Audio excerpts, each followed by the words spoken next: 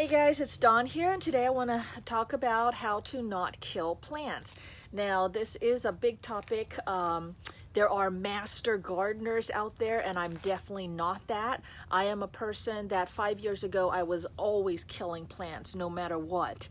And 5 years ago, I decided to set up experiments and actually figure out how to stop killing the plants. And then this is now my conclusion, because now I have tons of plants and I can keep them alive consistently. I can make them flourish and grow. So now I feel like I'm more qualified to talk about this topic. So the first thing is you gotta figure out your soil. Maybe I should back up. Okay, first thing is the only plants I can do are some orchids. My main plant that I can do are succulents. Succulents because they're tough. I don't do the really wimpy plants that need a lot of attention. The thin ones, the thin-leafed ones that cannot hold and retain their own water, I can't do those. So cactus I can do, but I hate them because they're prickly, so I don't want to do them. But I can do cactus, which is like one of the hardest ones to kill, but I was still killing them in the past. Succulents are like my deal. Plumerias are succulents as well, kind of, although they're kind of trees too. But they have that personality in that they can retain their water and not die if I don't water them. A lot of people say that the number one killer for plants is overwatering. Not for me. My thing is I literally will forget about them and not water them because I'm too busy with all my other stuff, and then they die of dehydration. So anyways, succulents, some of the more wimpy plants I can do for some reason now. I guess I'm getting better and paying more attention to them. But anyways, okay. So, let's see. First thing is when you first buy a plant and bring a plant back from the nursery, you gotta take them out of their pot and replant them. There's been so many times when I take a plant. I used to think that you buy the plant, it comes in its own pot, and then you just water it and then you're good to go, right? Now I know better. When I've taken plants out of their pots, sometimes they are so root bound already, or and there's no soil in there anymore. Whoa, I'm getting attacked here. Or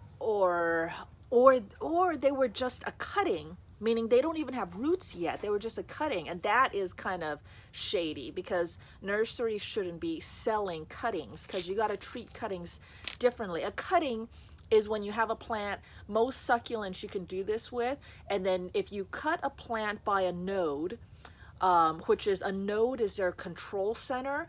A control center, their node, can turn into a leaf, a branch, or roots, depending on the environment. So if you cut these type plants at under the node and have the node intact with a little branch or whatever sticking out of it, you can stick that into soil and then it will grow roots again, and that's how you can propagate these plants, right? So the node is very important. But anyway, sometimes it's just a cutting, and then you have to treat those differently than if it had roots, or I don't know. There's all these different things.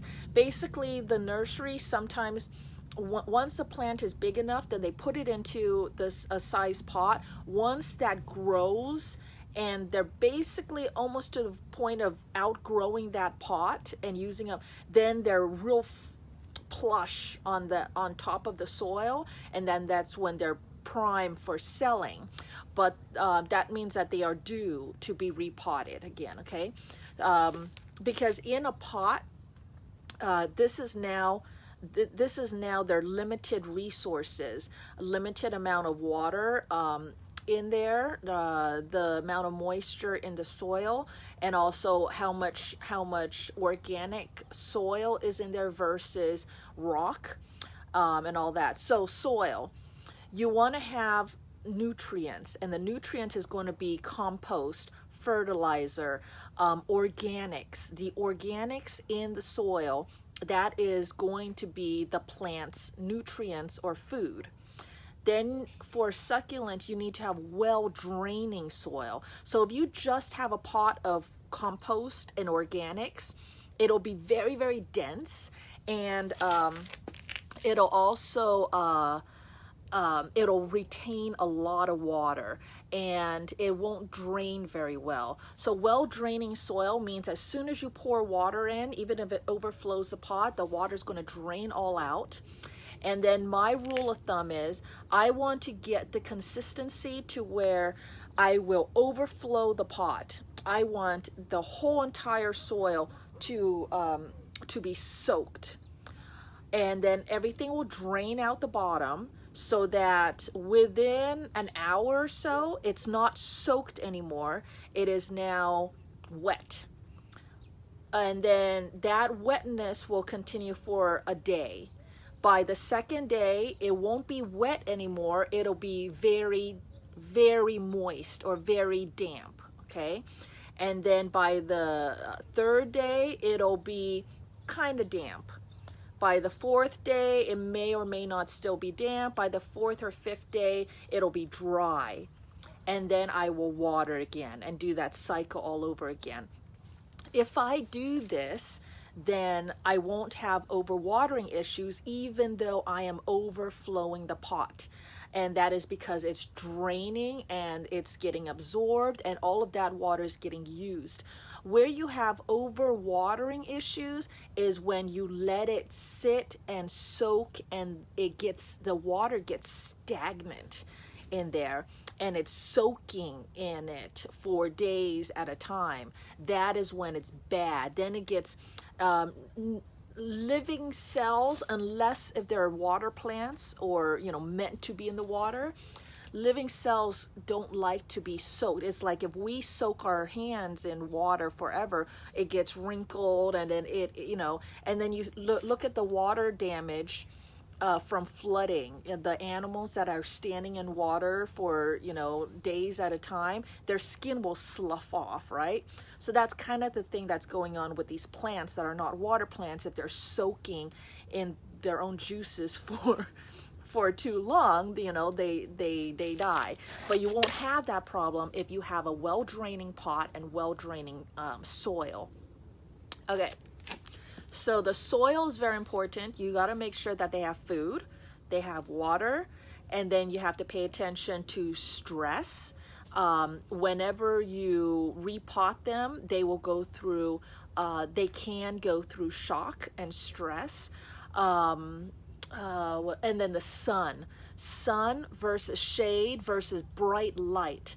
Bright light, pretty much everybody likes bright light. In right now under my I don't know what this area is called. Kind of like, it's not a greenhouse, but it's a shaded area for my plants. Bright light, everybody loves that. Shade can be a little bit darker type light. Not that great, but maybe good for the more delicate plants, especially if they don't get enough water.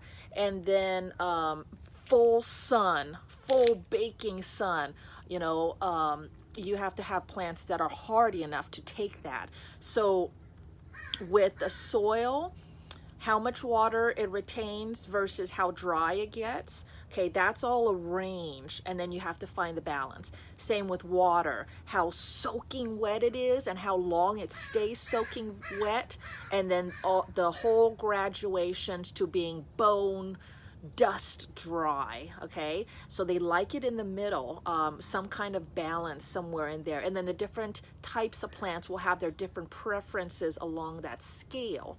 The dryness, the light, full sun versus full shade, and then bright light is in the center, and maybe just a few hours of sun. And then the strength of the sun too, the morning sun versus the evening sun, right? And so hours of sunlight that they can handle.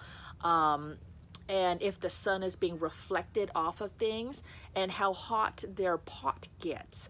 If their pot is getting really hot, then that will dry things out, and it could adversely affect their roots as well. Plants love being in the ground. That is their nature. That's what they're naturally meant to do. And I think a large part of that too is because they get the nutrients, dead leaves or whatever fall, compost itself, animals, pee and poo or whatever, right? And they get food that way, nutrients. Weeds grow, weeds die and leave nutrients and replenish the nutrients and stuff like that. So, and also in the ground, it's always cooler than above and in pots. And also the ground is a large surface area, so even if you get a downpour, it takes a lot of water to soak all the way down into the ground. Even after a lot of rain, I was surprised when I dug down into the ground and looked at how little of the ground was actually wet, even though it seemed like we got a ton of rain. It's because that water hits and then it disperses across the top, and it takes a lot to actually go deep down. Then you have groundwater and stuff like that too, but I'm trying to break this down to be simple, okay? So anyways, all of those are factors on what the plant's preference is going to be. But as far as a really quick tip would be well draining soil. Make it so that the soil will be dry again in about somewhere between the 3rd and 5th day. Keep track of how long that soil is dry, and then the different intensities or different graduations of dryness, right? Keep track of all of that, and then you'll see what the plants can handle. I like the succulents because they can handle several days of being dry, and that way I'm not having to water every single day or whatever. The more rocks you have, rock matter, pumice, whatever you have in there, if they're larger pieces, then probably the more drainage it will have, but the less nutrients it will have, right? The more rocks, the more compost, then the more nutrients you will have, but less drainage and less drainage, and so that will hold in the water more. Okay, so let me show you some of my plants. All right, so I mix my own soil. I actually go to a place where you can buy in bulk, and I buy the pumice. I think this is pumice. I can't even think right now. If I'm saying the wrong words, forgive me. You know what I mean. But this stuff is going to help drain. It makes it so that it's not all compact. And then you have stuff that is more organic. Organic makes it a little clumpier, and it retains, so it's going to retain water more, but there's more nutrients in this. So between your organic stuff, and you see how it's darker too, and you start getting to where you can smell and you can feel the soil, and you can tell I don't know, but anyways, so you want to have a kind of mix, and this is the mixture that I have, and then I will adjust this to my different plants. So this is kind of a general mixture that is good, and then if I have a plant that needs more drainage, then I'll use more of the pumice, or what I'm thinking I'm saying the wrong word right now, but I don't know. And then if it's something that likes to have more water, then I'll use more organics, okay? Let's see. This is what I'm talking about when I'm saying the delicate stuff. I don't know why these guys are still kind of alive. Dakota chose these for me, so I was stuck with them, but these are typically not the type of plants that I am that good at. I'm better at these types. I know there's a lot of weeds in here.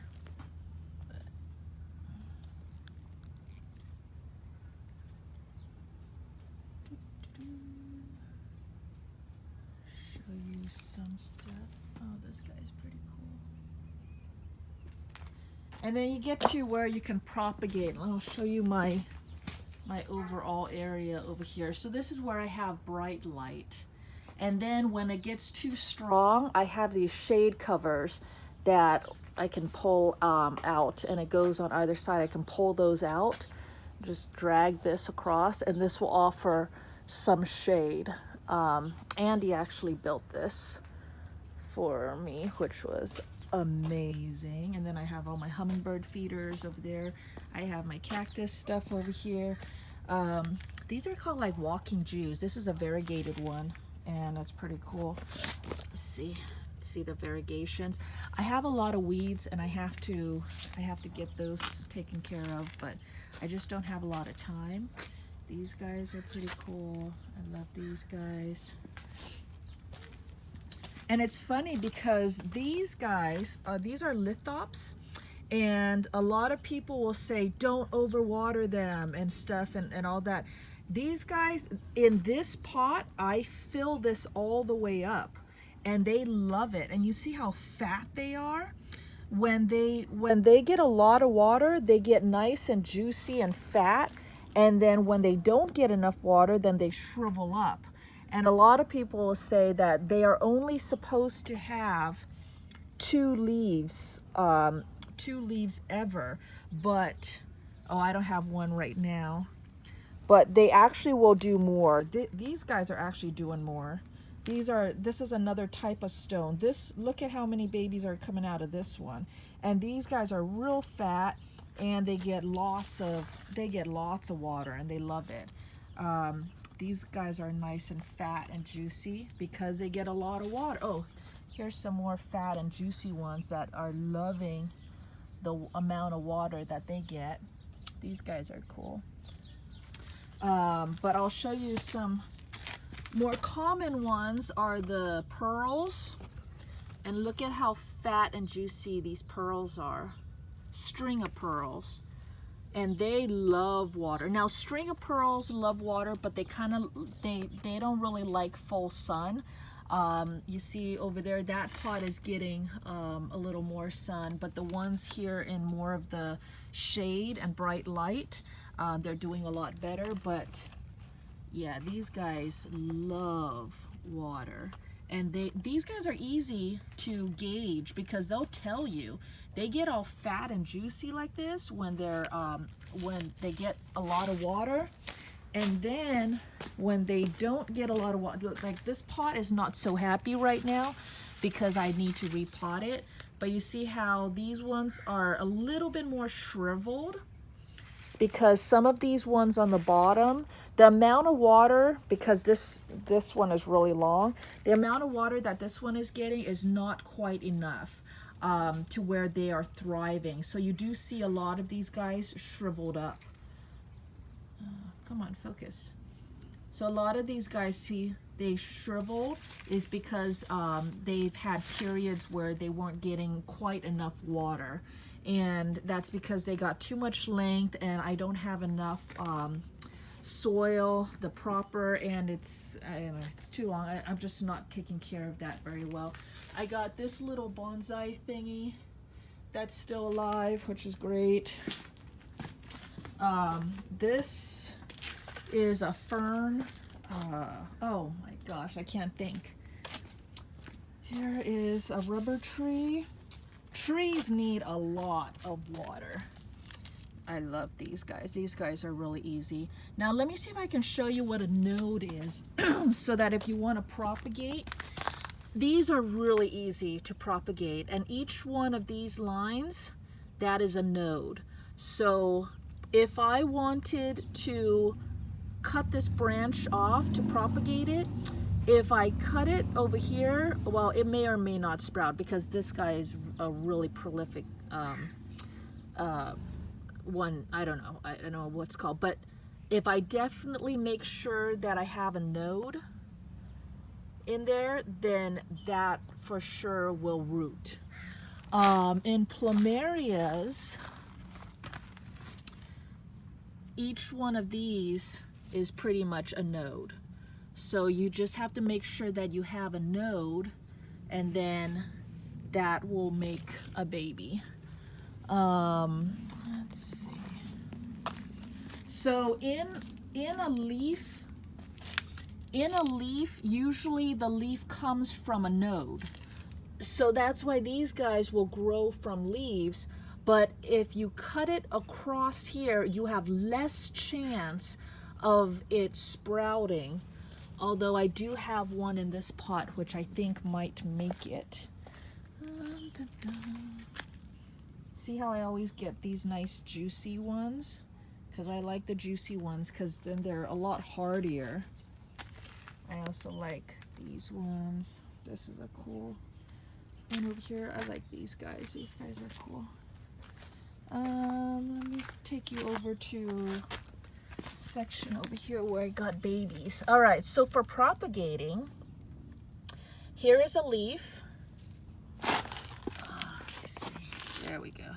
So here is one leaf, and he is making a second plant on the bottom there, and he has a ton of roots coming out. As long, right now, this leaf has become a battery pack, okay? And as long as this has juice in it, then it has energy to form other things.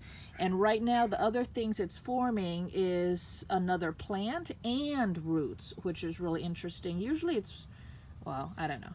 So it desperately wants to be put into soil.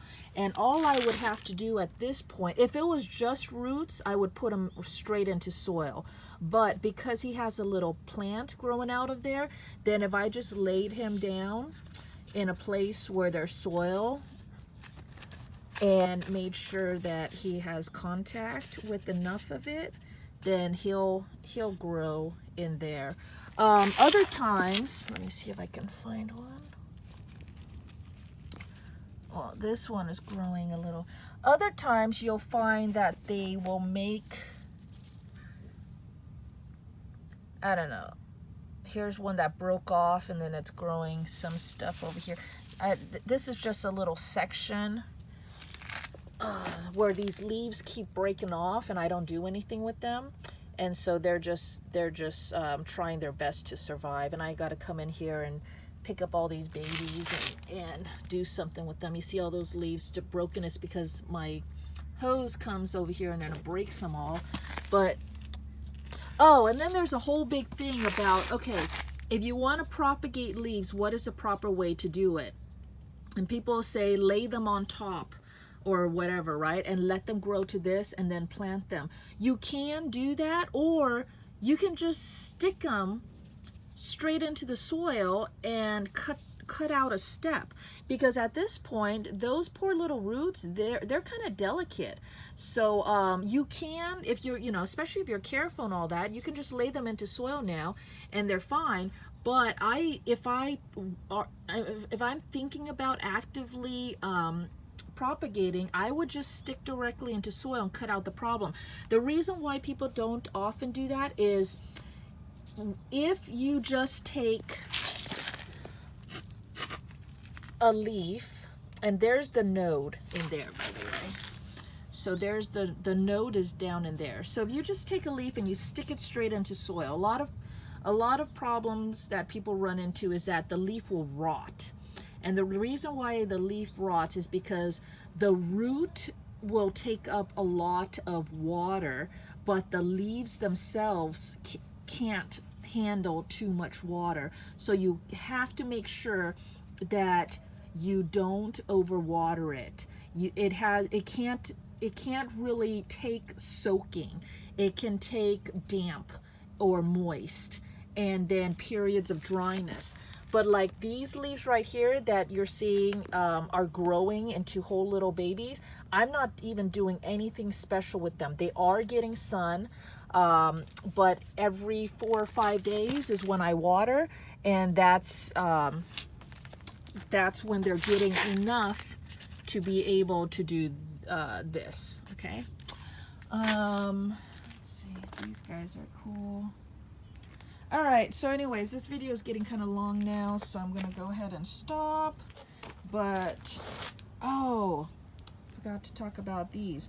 This is purslane, and purslane, this is growing out the bottom, so I'm gonna go ahead and pull this one off. Purslane is really cool because this is a weed that grows readily anywhere, and I have lots of it growing in my pots right now. And this is what I do. I'll leave the weed in there in the pot, but I'll break them off when they start getting big. Oh, look, this one's kind of cool too.